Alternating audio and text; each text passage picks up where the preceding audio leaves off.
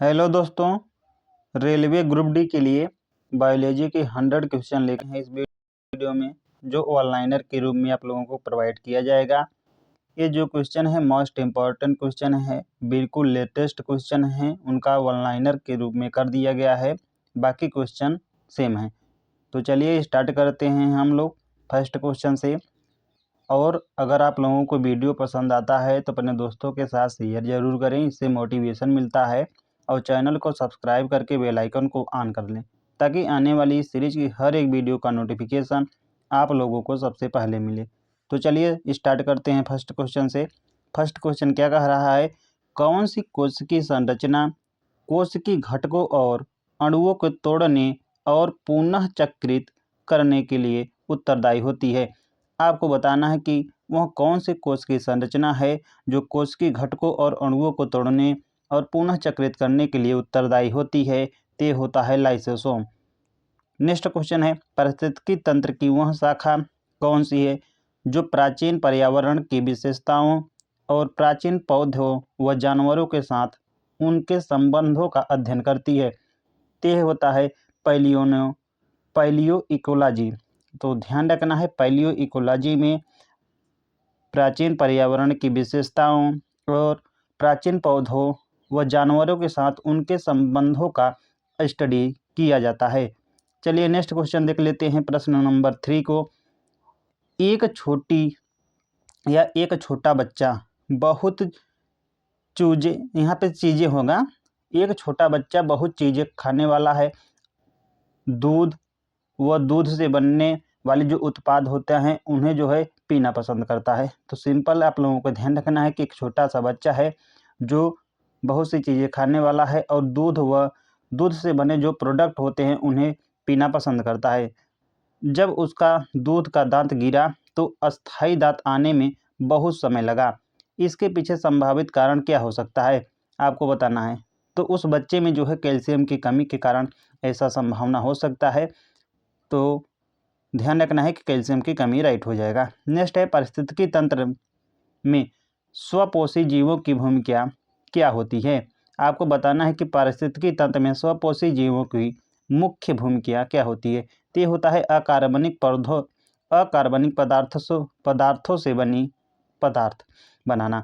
तो अकार्बनिक जो पदार्थ हैं इनसे जो है कार्बनिक पदार्थ बनाना, यह होता है पारिस्थितिकी तंत्र में स्वपोषी पौधों की भूमिका। अकार्बनिक पदार्थों से जो है कार्बनिक पदार्थ को बनाना।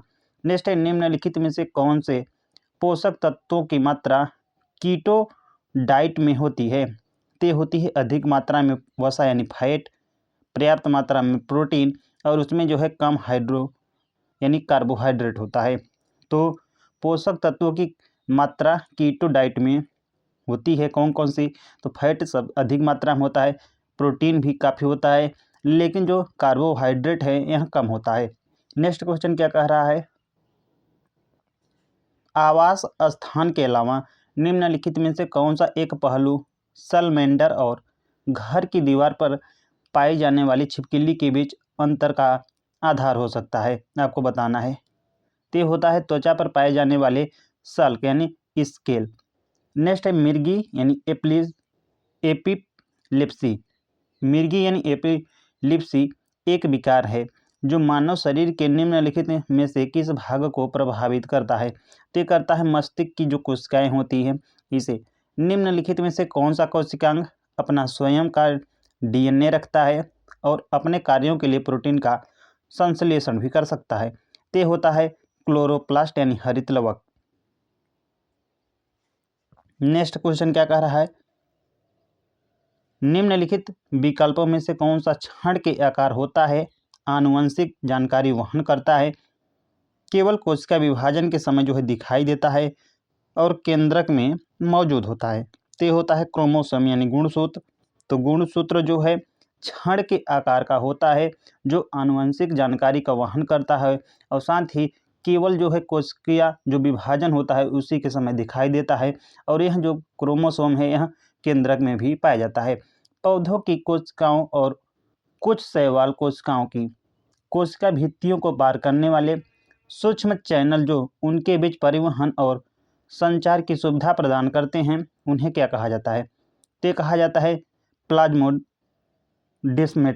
प्लाज्मोडेस्माटा कहा जाता है, आप लोगों को याद रखना है। गोल्गी कॉम्प्लेक्स के चारों ओर स्थित साइटोप्लाज्मिक क्षेत्र जिसमें कोई कोशिकांग जो है नहीं पाया जाता है, उस स्पष्ट साइटोप्लाज्म के क्षेत्र को आपको बताना है कि क्या कहती हैं। गोल्गी कॉम्प्लेक्स के चारों ओर स्थित साइटोप्लाज्मिक क्षेत्र जिसमें कोई भी कोशिका अंग जो है नहीं पाया जाता है, उसे आपको बताना है कि स्पष्ट साइटोप्लाज्म के जो क्षेत्र है क्या कहा जाता है। तो कहा जाता है बहिष्करण क्षेत्र यानी जोन ऑफ एक्सक्लूशन। नेक्स्ट है कौन सा खाद्य पदार्थ जो है संपूर्ण प्रोटीन है, आपको बताना है, या संपूर्ण प्रोटीन का अच्छा स्रोत होता है। तो होता है अंडा। मांसपेशी कोशिकाओं और तंतु भ्रूणी परिवर्तित कोशिकाओं से विकसित होते हैं जिन्हें क्या कहा जाता है? मांसपेशी कोशिकाएं और तंतु भ्रूणी पूर्ववर्ती कोशिकाओं से विकसित होते हैं जिन्हें कहा जाता है मायोब्लास्ट। मायोब्लास्टस कहा जाता है। निम्नलिखित में से किसे एक कोश की हरे शैवाल के रूप में जाना जाता है? ते होता है क्लेमाइडोमोनास। जो क्लेमाइडोमोनास है, यह जो है एक कोशिश की हरे शैवाल के रूप में जाना जाता है। सबसे पहले किसने यह सिद्धांत दिया था कि कोशिकाएं पूर्ववर्ती जो कोशिकाएं हैं उन्हीं से उत्पन्न होती हैं? ते दिया था रुडोल्फ विर्चो ने। तो रुडोल्फ विर्चो ने ही सबसे पहले यह सिद्धांत दिया था कि जो कोशिकाएं होती हैं ये कहीं ना कहीं जो है अपनी पूर्ववर्ती जो कोशिकाएं हैं इन्हीं से निर्मित होती हैं। चलिए नेक्स्ट क्वेश्चन देख लेते हैं। कोशिकाओं में वह परिवहन तंत्र जिसमें भोजन या अन्य उपयोगी अणु जो है बाहर से अंदर लाए जा सकते हैं क्या कहलाता है? कोशिकाओं में वह परिवहन तंत्र जिसमें जो भोजन या अन्य जो उपयोगी अणु बाहर से लाए जा सकते हैं उन्हें क्या कहा जाता है? तो कहलाता है एंडोसाइटोसिस। एंडोसाइटोसिस। नेक्स्ट है दो पौधों की कोशिकाओं के बीच कोशिका भित्ति से होकर गुजरने वाली सुरंग क्या कहा जाता है? तो यह होता है प्लाज्मोडेस्माटा। दो पौधों की कोशिकाओं के बीच कोशिका भित्ति से होकर गुजरने वाली सुरंग को प्लाज्मोडेस्माटा कहलाता है यानी कहा जाता है। निम्नलिखित में से कौन से पॉलीसेकेराइड खाद्य योग्य होते हैं? आपको बताना है कि वह कौन से पॉलीसेकेराइड हैं जो खाने के योग्य होते हैं। ते होते हैं स्टार्च, एल्जिनेट्स, पेक्टिन्स, काइटोसैन्स। स्टार्च, एल्जिनेट्स, पेक्टिन्स और काइटोसैन्स, ये सभी के सभी जो पॉलीसेकेराइड हैं यह खाद्य योग्य होते हैं। चपटे कीड़े की उत्सर्जी प्रणाली में उपस्थित एक विशेष कोशिका जो अवशिष्ट पदार्थ को बाहर निकालने में मदद करती है क्या कहलाती है? ते होता है फ्लेम सेल। फ्लेम सेल जो है चपटे कीड़े की उत्सर्जी प्रणाली में उपस्थित एक विशेष कोशिका है जो अवशिष्ट पदार्थों को बाहर निकालने में हेल्प करती है। नेक्स्ट क्वेश्चन है अरस्तु ने जानवरों को वर्गीकृत करने के लिए निम्नलिखित में से कौन सी जो विशेषता है इसका उपयोग किया था? ते किया था आवास यानी हैबिटेट का। तो अरस्तु ने जो है जानवरों को क्लासिफिकेशन में जो मुख्य विशेषता का यूज किया था वो था आवास यानी हैबिटेट का। नेक्स्ट क्वेश्चन क्या कह रहा है? यदि किसी विशेष खाद्य पदार्थ का ग्लाइसेमिक इंडेक्स यानी GI 70 से 100 के बीच है तो उसे भोजन वहाँ पर होगा उस भोजन का आपको प्रकार बताना है कि क्या होगा। एक बार मैं दोबारा पढ़ दे रहा हूँ। यदि किसी जो है विशेष खाद्य पदार्थ का जो है ग्लाइसेमिक जो इंडेक्स है यानी GI यह 70 से 100 के बीच है तो उस जो भोजन है वह कौन सा प्रकार होगा? तो होगा हाई यानी उच्च ग्लाइसेमिक इंडेक्स वाला भोजन। निम्नलिखित में से कौन सा मेसोमेस यानी मेसोसोम का कार्य नहीं है आपको बताना है? तो होता है गति करना।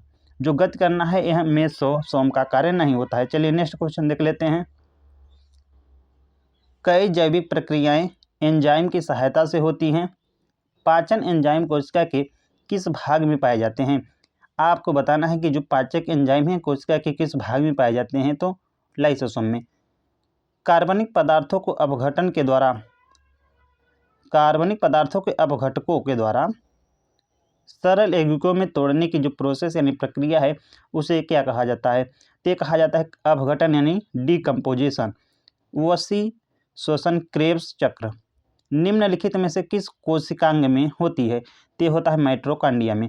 जो वसी श्वसन हुआ यानी जैसे क्रेब्स चक्र, ये जो है जो माइटोकॉन्ड्रिया कोशिकांग है इसमें होता है। आप लोगों को ध्यान रखना है। नेक्स्ट क्वेश्चन है, बहुत कम लाल रक्त कोशिकाओं की संख्या वाले व्यक्ति को चिकित्सक रूप से क्या कहा जाता है? तो एनीमिया कहा जाता है। बहुत कम जो लाल रक्त कोशिकाएं जिस भी व्यक्ति के शरीर में बहुत कम है तो उन्हें जो है एनीमिया हो सकता है, यानी चिकित्सीय रूप से उन्हें एनीमिया कहा जाएगा। चलिए नेक्स्ट देख लेते हैं।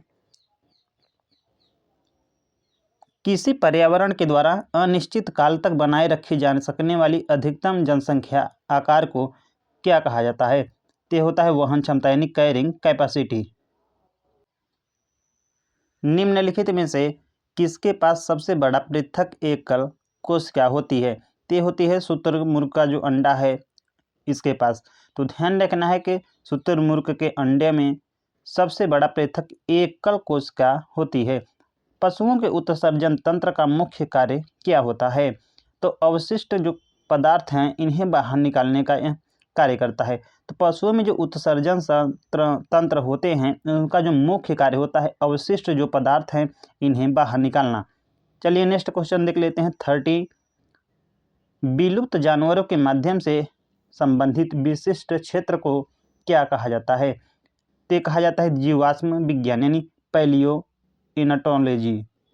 विलुप्त जानवरों के अध्ययन से संबंधित जो विशिष्ट क्षेत्र है उसे कहा जाता है जीवाश्म विज्ञान। निम्नलिखित में से कौन से कथन संघ जो आर्थ्रोपोडा है इसके बारे में आपको बताना है कि सही है। आर्थ्रोपोडा के जो जानवर होते हैं ये जो है संधि युक्त यानी उपांग होते हैं। इसमें जो है संयुक्त नेत्र होते हैं। ये पृथ्वी पर सभी जानवरों पर बहुमत मात्रा में ये पृथ्वी पर सभी जानवरों का बहुमत बनाते हैं। सभी आर्थ्रोपोडा में प्रजनन का तरीका कायिक होता है। तो बिल्कुल ये जो है ये तो बिल्कुल राइट है। बी भी है, सी भी है, लेकिन जो सभी आर्थ्रोपोडा में प्रजनन का तरीका यहाँ कायिक होता है तो नहीं, यही राइट नहीं है। यानी 1 2 3 राइट है, आप लोगों को ध्यान रखना है। चलिए नेक्स्ट देख लेते हैं। एक बच्चा बहुत चीज़ें खाने वाला है, वह बिल्कुल भी दूध नहीं पीता है और अन्य भोजन भी मुश्किल से खा पाता है। उसके दूध के दांत गिरने लगे हैं, वे नए दांतों से प्रतिस्थापित नहीं हो रहा है। इसे डैश देकर हल किया जा सकता है। तो कैल्शियम सप्लीमेंट। देख रहे हैं यही क्वेश्चन एक बार उसमें कमी से पूछा था, किस कमी से नहीं हो रहा है। इसमें कह रहा है कि इसे मतलब कि कौन सा मतलब सप्लीमेंट देकर उसे जो है प्रतिस्थापित कर सकते हैं ताकि जो दांत है जल्दी जल्दी आए। तो यह है कैल्शियम जो सप्लीमेंट है, यानी कैल्शियम की कमी है उस बच्चे में। दोबारा क्वेश्चन आ गया है, ये लेटेस्ट क्वेश्चन है, आप लोगों को मैं पहले बता देते हैं।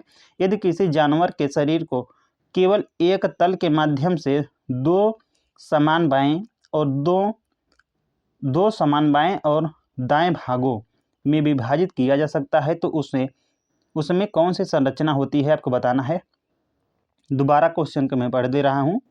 यदि किसी जानवर के शरीर को केवल एक तल के माध्यम से दो समान बाएं और दाएं भागों में जो है विभाजित किया जा सकता है तो उसे कौन सी संरचना यानी उसमें कौन सी संरचना होती है? ते होता है जो बायलेटरल सिमेट्री है, यानी द्विपार्श्व सममिति। तो ध्यान रखना है, यानी समान दाएं और समान बाएं भागों में अगर विभाजित हो जा रहा है कोई भी जानवर तो उसमें जो संरचना पाई जाती है यह होता है द्विपार्श्व सममिति यानी बायलेटरल सिमेट्री। चलिए नेक्स्ट देख लेते हैं। स्थलीय पारिस्थितिकी तंत्र में हरे पौधों के द्वारा अवशोषित की जाने वाली सूर्य की ऊर्जा का जो प्रतिशत है यह लगभग कितना प्रतिशत, मतलब कि कितना प्रतिशत होता है? तो ये होता है 1%। ध्यान रखना है जो स्थलीय पारिस्थितिकी तंत्र हैं इनमें जो हरे पौधों के द्वारा अवशोषित की जाने वाली जो सूर्य की ऊर्जा है यह केवल 1% होती है। निम्नलिखित में से कौन सी संक्रामक बीमारी जो है बैक्टीरिया के कारण होती है? तो ये होता है कॉलरा यानी हैजा। पृथ्वी पर सभी जीवित जीव कार्बनिक यौगिकों से बने होते हैं।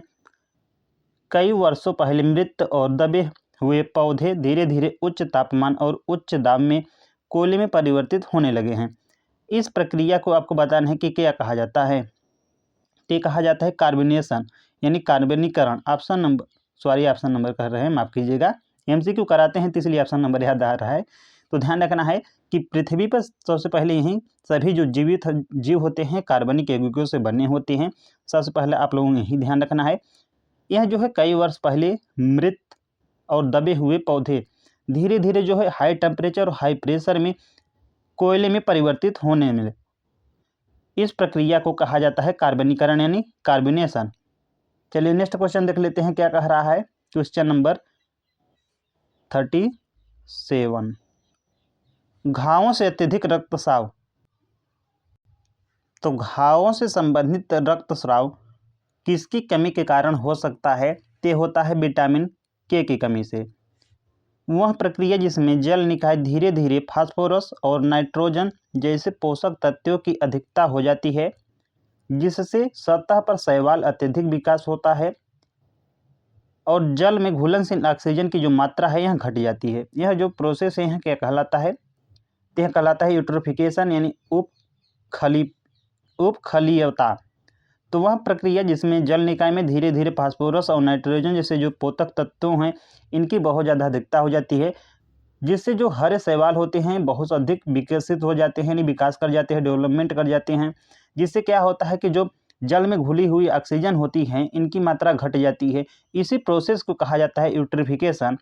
आप लोगों को ध्यान रखना है। इससे क्या होता है जो जलीय जीव होते हैं प्रभावित हो सकते हैं, यानी प्रभावित हो सकते हैं नहीं, होते ही होते हैं। निम्नलिखित में से किन पौधों के समूह को क्रिप्टोगेम्स की श्रेणी में रखा जाता है। तो ये रखा जाता है जो ब्रायोफाइट्स हैं और थैलोफाइट्स। चलिए नेक्स्ट क्वेश्चन देख लेते हैं। निम्नलिखित में से कौन प्रोटीन के निर्माण खंड होते हैं। ते होते हैं अमीनो अम्ल। जब अंडा उबाला जाता है तो उसका जो बाहरी भाग अपारदर्शी और सफ़ेद क्यों हो जाता है। तो उसमें जो है प्रोटीन का डीनेचुरेशन करती है। जो उष्मा है यह प्रोटीन का जो है डीनेचुरेशन करती है, जिससे एल्ब्यूमिन जो है कठोर हो जाता है और उसका जो रंग है यह अपारदर्शी सफ़ेद हो जाता है।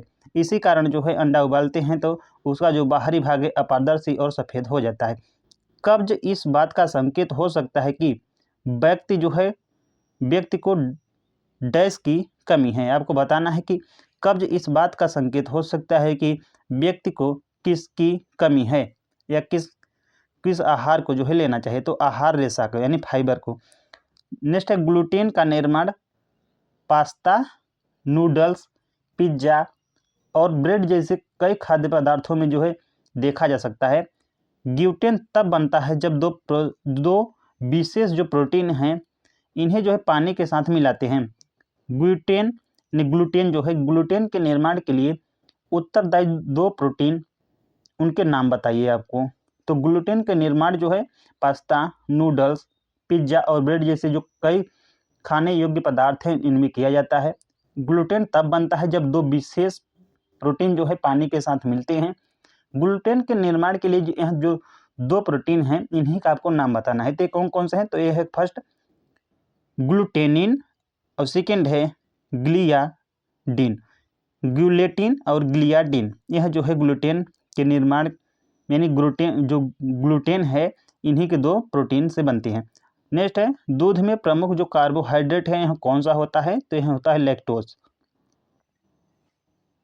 वसा और कार्बोहाइड्रेट युक्त खाद्य पदार्थों को डैश भी कहा जाता है। तो ये कहा जाता है ऊर्जा देने वाले खाद्य पदार्थ। फूल का कौन सा भाग बीज में परिवर्तित होता है। तो अंडाणु होता है। कौन सा कोशिकांग राइबोसोमल आरएनए को धारण करता है और राइबोसोम के निर्माण में शामिल भी होता है। तो ये होता है न्यूक्लियोस, जो न्यूक्लियोलस है यानी नाभिक केंद्र। तो जो नाभिक केंद्र है या न्यूक्लियोस यह कोशिकांग जो है राइबोसोमल आरएनए को धारण करता है और साथ ही साथ राइबोसोम के निर्माण में भी अहम भूमिका निभाता है। चलिए नेक्स्ट देख लेते हैं। आहार में फाइबर की जो भूमिका होती है यह क्या होती है। तो होता है पाचन और जो मल निष्कासन है इसको नियमित करना। सरीसृपों के मामले में उनका जो हृदय है पूरी तरह चार कक्षाओं में विभाजित नहीं होता है। इसमें दो अलिंद और आंशिक रूप से विभाजित नीले होते हैं। इसका उदाहरण क्या है? तो मगरमच्छ है। निम्नलिखित में विकल्पों में से कौन से जो है पारिस्थितिकी तंत्र में ऊर्जा के प्रवाह का सही क्रम दर्शाता है? तो सबसे पहले सूर्य, यानी सूर्य का जो प्रकाश है, उत्पादक, उत्पादक व शाकाहारी, उसके बाद मांसाहारी। ये ध्यान रखना है आप लोगों को। नेक्स्ट है, समय के साथ किसी पारिस्थितिकी तंत्र में प्रजातियों की जो संरचना है, इनमें क्रमिक और क्रमबद्ध जो है परिवर्तन होता है। तो इसी को क्या कहा जाता है आपको बताना है। तो ये कहा जाता है उत्तराधिकार, यानी सक्सीशन कहा जाता है। नेक्स्ट क्वेश्चन क्या कह रहा है? नमक भोजन को संरक्षित करने में किस प्रकार मदद करता है? तो यह करता है परासरण के माध्यम से जो सूक्ष्म जीव होते हैं उनकी जो वृद्धि है उन्हीं को रोककर, यानी नमक जो है भोजन को इसलिए संरक्षित करता है कि परासरण के माध्यम से सूक्ष्म जीवों की वृद्धि रोका जाए। नेक्स्ट है शैवाल, झींगा, मछली, पक्षी। ये जो है खाद्य श्रृंखला, यानी शैवाल, झींगा मछली और मछली को पक्षी खा जाते हैं। यदि पक्षी के स्तर पर ऊर्जा 4 किलो जूल है तो झींगा के स्तर पर कितनी ऊर्जा उपलब्ध होगी? तो इसका जो है, इसका 10 टाइम हो जाएगा, इसका 10 टाइम हो जाएगा। तो 1 2 3 पे है, तो यानी 3 जीरो बढ़ा दीजिए तो ये हो जाएगा 400 किलो जूल। इसका 4 किलो जूल, तो जो झींगा है इसमें 400 किलो जो जूल है, इतनी ऊर्जा जो है उपलब्ध होगी। नेक्स्ट है, साइनोबैक्टीरिया किस डोमेन के अंतर्गत आते हैं? तो ये आते हैं उत्पादक यानी प्रोडक्ट के अंतर्गत। निम्नलिखित में से किस विटामिन में कोबाल्ट एक आवश्यक घटक के रूप में पाया जाता है? तो ये पाया जाता है विटामिन B12 में। तो विटामिन B12 में जो कोबाल्ट है यह एक आवश्यक घटक के रूप में पाया जाता है। नाभिक के भीतर कौन सी संरचना DNA के रूप में आनुवंशिक जो जानकारी है इसको संग्रहित यानी स्टोरेज करती है? तो करती है गुणसूत्र यानी क्रोमोसोम। पैलग्रह एक कमी से संबंधित रोग है जो आमतौर पर निम्नलिखित में से किस पोषक जो तत्व है उसकी कमी के कारण होता है? तो होता है नियासिन। तो ध्यान रखना है, पैलेग्रा एक कमी से संबंधित रोग है जो आमतौर पर निम्नलिखित में से किस पोषक तत्व की कमी के कारण होता है? नियासिन। यहाँ पोषक तत्व तो नहीं होगा, आप लोग ध्यान रखना है। ठीक, चलिए नेक्स्ट देख लेते हैं। एनाल्जेसिक जो दवाओं का यूज है यह किसके लिए किया जा सकता है, यानी किया जाता है? तो किया जाता है दर्द हुआ और बुखार को कम करने के लिए। कार्बोडेट्स या कार्डेट्स कार्डेट्स में नोटोकार्ड का मुख्य कार्य क्या होता है? ये होता है सहारा प्रदान करना। कार्डेट्स में जो नोटोकार्ड होता है इसका जो मेन कार्य होता है सहारा प्रोवाइड करना होता है। नेक्स्ट क्वेश्चन क्या कह रहा है? स्कैफोपोडा मोलस्का, स्कैफोपोडा मोलस्का की जो प्रजाति डेंटालियम को सामान्यतः जो है किस नाम से जाना जाता है? तो जाना जाता है दांत की खोल से। अत्यधिक गरीबी में पले बढ़े बच्चों में पाए जाने वाला अवरुद्ध वृद्धि किस अस्पष्ट का संकेत है? तो होता है कुपोषण का।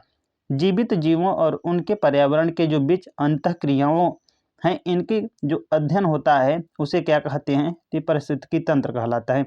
तो जीवित जीवों और उनके जो पर्यावरण के बीच अंतःक्रियाओं के जो अध्ययन को पारिस्थितिकी कहा जाता है। सामान्य सर्दी यानी कॉमन कोल्ड किस वायरस के जो है कारण होता है? किस वायरस के कारण होता है?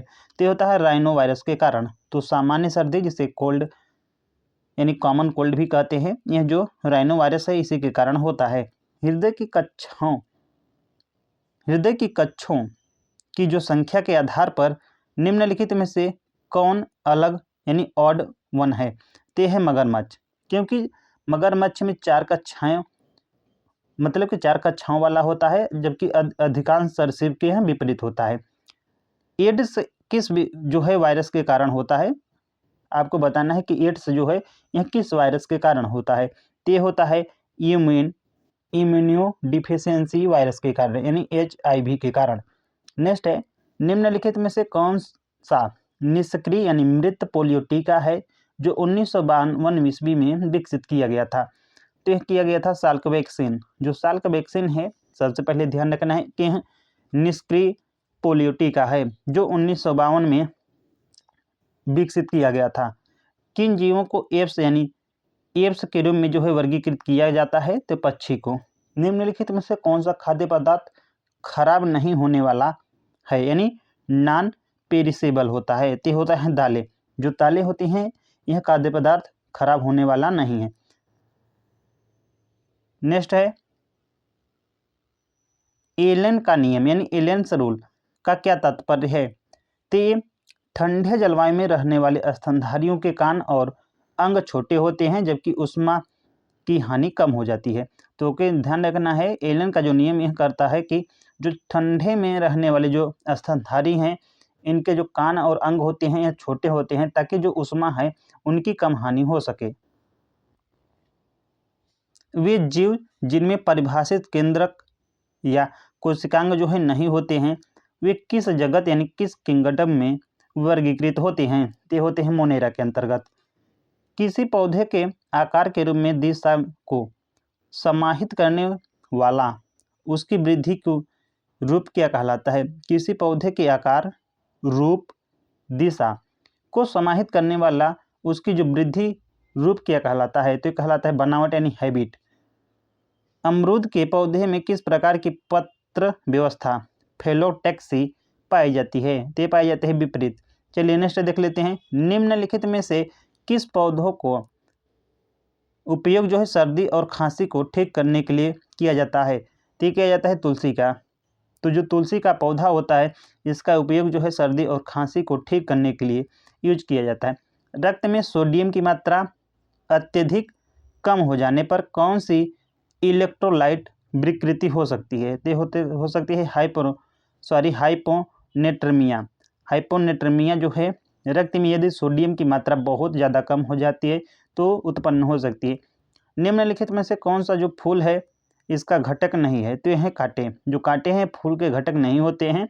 नेक्स्ट क्वेश्चन है पारिस्थितिकी की वह कौन सी शाखा होती है जो प्राचीन पर्यावरण की विशेषताओं और प्राचीन पौधों जानवरों के साथ उनके संबंधों का अध्ययन करती है, ते होता है पैलियोइकोलॉजी। पैलियोइकोलॉजी किसने 1735 ईस्वी में सिस्टेमा नेचुरा प्रकाशित की जिसमें प्रकृति के 3 जगत को वर्गीकृत किया और पौधों के वर्गीकरण के लिए लैंगिक प्रणाली का भी वर्णन किया। ते थे कैरोलस लिनियस भी कह सकते हैं, कैरोलस लिनियस जी। निम्नलिखित में से कौन सा विकल्प PPLO प्लेरियो न्यूमेनिया लाइक ऑर्गन्स के आकार को दर्शाता है, तो लगभग 0.1 माइक्रोन। निम्नलिखित में से कौन सा विकल्प शीत रक्त कोल्ड ब्लडेड प्राणी जो प्राणी हैं इनकी श्रेणी से संबंधित होता है, तो गिरगिट। जो गिरगिट है यह एक शीत रक्त यानी कोल्ड ब्लडेड प्राणी होता है। जंतु जगत में निम्नलिखित में से कौन सा संघ जो है खंडित शरीर वाले जंतुओं को शामिल करता है, तो एनेलिडा करता है। तो जो एनेलिडा जो संघ है यह खंडित शरीर वाले जो जंतु हैं इसमें शामिल होते हैं। भोजन का पाचन शरीर के एक महत्वपूर्ण प्रक्रिया यानी प्रोसेस है। शेर, गाय, मनुष्य आदि जैसे जानवरों में यह प्रक्रिया मुंह से शुरू होकर गुदा तक जाती है। इस नली का सबसे लंबा भाग क्या कहलाता है, ते होता है छोटी आंत यानी स्मॉल इंटेस्टाइन। देख रहे हैं क्वेश्चन कितना घुमाया है। अब क्वेश्चन जो है घुमाकर ही पूछता है, पहले नहीं रह गया कि आपको सिंपल बता देना है कि जो भोजन का पाचन होता है यह मतलब कि शरीर से जो है मुंह से लेकर गुदा तक जाता है। इसका जो है सबसे बड़ा भाग आपको बताना है क्या होता है, लेकिन इसमें घुमाया गया है ताकि टाइम ज़्यादा वेस्ट हो। शेर, गाय, मनुष्य आदि जैसे जानवरों में यह प्रक्रिया मुंह से शुरू होकर गुदा तक जाती है। इस नली को सबसे लंबा भाग क्या कहता है यह आपको बताना है। तो क्वेश्चन देख रहे हैं कितना लंबा है, इसलिए मैं आप लोगों को पहले बता दिया था कि जो मैं क्वेश्चन करा रहा हूँ भले 100 है लेकिन लेटेस्ट क्वेश्चन है तो इसी प्रकार के आएंगे, क्योंकि अब ग्रुप डी अब वहीं ग्रुप डी नहीं रहा, इसमें भी क्वेश्चन अच्छे बनेंगे। चलिए कोई बात नहीं है, नेक्स्ट देख लेते हैं। मछलियों के हृदय में कितने कक्ष यानी चैम्बर्स होते हैं आपको बताना है, तो 2 होते हैं। निम्नलिखित में से ग्योनेलेक्स किस श्रेणी से संबंधित होते हैं, तो होते हैं डाइनोफ्लैंजेलेट्स से संबंधित होते हैं। एक बीजपत्री यानी मोनोकॉट पत्तियों में सहमनी गुच्छ यानी वेसुलर बंडल्स के समान आकार का कारण क्या है, तो ये होता है पैरेलल वेंटिलेशन यानी समांतर सीराविन। चलिए नेक्स्ट देख लेते हैं। राइजोबियम नाइट्रोसोमोनास है, नाइट्रोसोमोनास, नाइट्रोबैक्टर जैसे जो सूक्ष्म जीव होते हैं, इनका जो उपयोग है किसके लिए किया जाता है? तो किया जाता है नाइट्रोजन जो चक्रण है इसके लिए। तो नाइट्रोजन चक्रण के लिए यूज किया जाता है, जैसे कि राइबोजियम, नाइट्रोसोमोनास और नाइट्रोबैक्टर, ये जैसे सूक्ष्म जीव का जो यूज किया जाता है नाइट्रोजन चक्रण में। अप्रत्यक्ष संचरण के 5 F क्या होते हैं, ये आपको बताना है। तो है मंखियाँ है, माफ कीजिएगा, मंखियाँ, उंगलियाँ, फोमिट्स यानी स्पर्शी जो वस्तुएं हैं, भोजन और तरल पदार्थ। चलिए नेक्स्ट देख लेते हैं। कौन सी बीमारियां जो है बैक्टीरिया के कारण होती हैं? टाइफाइड, कॉलरा, तपेदिक, ये सभी की सभी जो बीमारियां हैं बैक्टीरिया के कारण होती हैं। कौन सी गंभीर संक्रामक बैक्टीरियल संक्रमण है जो आमतौर पर नाक, गले के श्लेष्म झिल्ली को भी प्रभावित करती है? तो ये होता है डिप्थीरिया। निम्नलिखित में से कौन पोरिफेरा वर्ग से संबंधित नहीं है? तो हाइड्रा। जो हाइड्रा है यह पोरिफेरा से संबंधित नहीं है। देखिए MCQ क्वेश्चन है, आप लोग ध्यान रखना है। उसमें 4 ऑप्शन दिए थे, इसमें मतलब ओड था यानी विषम, इसीलिए इसमें पूछा पोरिफेरा वर्ग से संबंधित नहीं, तो उनका वन लाइनर लेकर आ गए हैं, तो आप लोग थोड़ा इसे ध्यान रखना है, यानी हाइड्रा हो जाएगा। सर्पिल यानी सर्पिल का जो आकार वाले जो बैक्टीरिया होते हैं इनकी पहचान कैसे करेंगे? तो होते हैं स्पाइरलियम। तो ध्यान रखना है, स्पिर या स्पाइरल या सर्पिल आकार वाली बैक्टीरिया की जो पहचान करें स्पाइरलियम के। नेक्स्ट है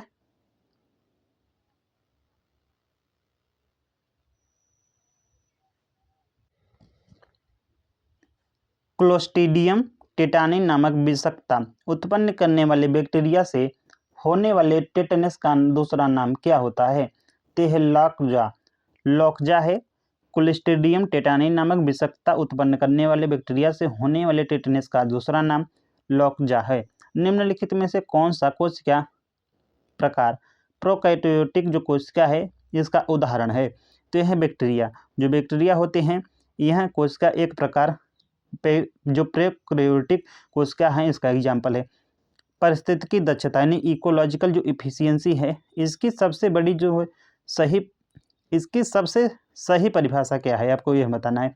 तो यह खाद्य श्रृंखला में विभिन्न बिंदुओं पर ऊर्जा प्रवाह के बीच अनुपात। तो ध्यान रखना है, पारिस्थितिकी दक्षता यानी इकोलॉजी की जो इफिशियंसी की सबसे बड़ी परिभाषा होती है यह है खाद्य श्रृंखला में विभिन्न बिंदुओं पर ऊर्जा प्रवाह के बीच अनुपात। नेक्स्ट क्वेश्चन क्या कह रहा है? दूध में सबसे महत्वपूर्ण प्रोटीन घटक कौन सा होता है जो मात्रा और पोषण दोनों के दृष्टिकोण से लगभग जो है 80% यानी 80% कुल प्रोटीन का हिस्सा होता है?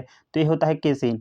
तो दूध में सबसे महत्वपूर्ण प्रोटीन केसिन होता है जो मात्रा और पोषण दोनों के दृष्टिकोण से लगभग 80% प्रोटीन का हिस्सा होता है। संगठन के स्तर उसके उदाहरण के संबंध में निम्नलिखित में से कौन सा युग्म जो है गलत है? संगठन के स्तर और उसके उदाहरण के संबंध में निम्नलिखित में से कौन सा युग्म गलत है? तो है ऊतक, अंग, स्तर, स्कंध, यूप्लेक्टला। कौन सी स्थिति जिसे इक्टेरियस भी कहा जाता है आपकी त्वचा आँखों के सफ़ेद भाग को पीला कर देती है? तो होती है पीलिया। जो पीलिया है इसमें आपकी त्वचा होती है और आँखें का सफ़ेद भाग भी पीला कर देती है, जॉइंडिस। नेक्स्ट है हबर्डिया हेप्टोन्यूरॉन जो संकटग्रस्त हो गई है, निम्नलिखित में से किसकी प्रजाति थी? तो यह है घास की। निम्नलिखित में से कौन सा युग्म गलत रूप से मिलाया गया है? तो स्टार्च, जो अंडे की जर्दी है नहीं है। निम्नलिखित में से कौन सा कथन मोनोइसियस को सबसे अच्छी तरह जो है परिभाषित करता है? यह करता है एक फूल जिसमें दो नर और मादा प्रजनन अंग होते हैं। तो ध्यान रखना है, एक फूल जिसमें 2 नर और मादा प्रजनन अंग होते हैं, यह मोनोइसियस को सबसे अच्छी तरह से परिभाषित करता है। लास्ट क्वेश्चन देख लेते हैं। कौन सी प्रजाति इंडो पैसिफिक क्षेत्र में उष्णकटिबंधीय मूंगा चट्टानों में पाई जाने वाली काली होंठ वाली मोती कछुआ पर्ल ऑस्टियर्स के रूप में या नाम से जानी जाती है? तो यह पिक्टाडा मार्गरिटिफेरा, पिक्टाडा मार्गरिटिफेरा। तो ध्यान रखना है, पिक्टाडा मार्गरिटिफेरा यह इंडो पैसिफिक क्षेत्र में जो उष्णकटिबंधीय मूंगा चट्टानों में पाई जाने वाली काली ऊँट वाली मोती कछुआ के नाम से जानी जाती है। तो गाइज कमेंट बॉक्स में ज़रूर बताएं आप लोगों को क्वेश्चन कैसा लगा। क्वेश्चन जो है वन लाइनर के रूप में कराया हूँ। अगर आप लोग कहेंगे तो MCQ के रूप में भी करा सकता था, लेकिन one liner I think best है। इसे रिवीजन करने में आप लोगों को बहुत ज़्यादा हेल्प होगी। और कोई भी क्वेश्चन जो है मतलब पुराना नहीं है, लेटेस्ट क्वेश्चन है। मतलब कि जैसे कि NTPC में पूछा गया है, RRB JEE में पूछा गया है और ALP में पूछा गया है। इन सभी मतलब क्वेश्चन आप लोगों को प्रोवाइड किया जाएगा, ताकि ग्रुप डी के लिए बहुत अच्छे से आप लोगों को प्रिपेयर कर सकते हैं। देखिए कब पेपर होता है उससे कोई मतलब नहीं है, लेकिन जब भी पेपर हो तो आप लोग अपनी तरफ से 100% दीजिए। मेरी यही शुभकामना है। All the best. मिलते हैं नेक्स्ट वीडियो में। Thanks for watching.